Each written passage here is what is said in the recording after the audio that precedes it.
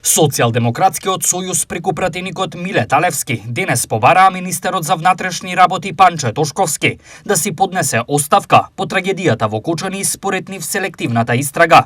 ВМРО ДПМН пак сметаат дека борбата против корупцијата и криминалот се видливи преку приходите на царинската управа.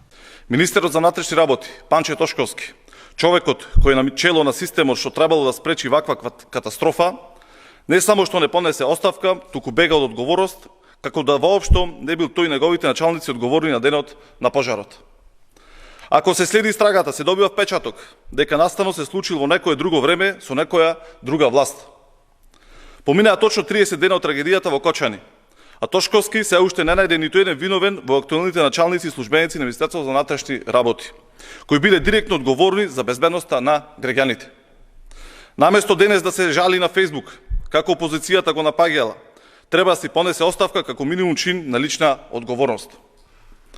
Пред оставката треба да ги приведе сите 7 началници за кои сите правни експерти во државата јасно кажа дека имаат директна одговорност за настанот. За разлика од порано, владата и институциите се борат против корупцијата и криминалот со сите средства, а со една цел – Македонија да биде држава во која владее правдата.